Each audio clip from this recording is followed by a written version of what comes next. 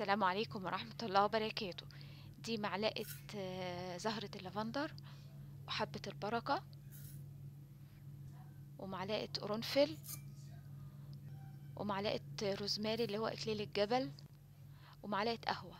هنحط عليهم مية مغلية ونتركهم لمدة 7 ساعات أو أكتر، وبعد كده نصفيهم ونحطهم في برطمان.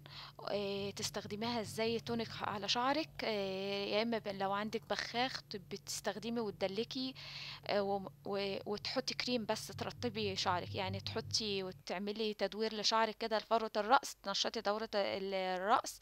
ده علشان إنبات الفراغات مقدمة الشعر من قدام، وبالنسبة للي شعرهم بيتساقط، وبالنسبة للي عايزين شعرهم يطول.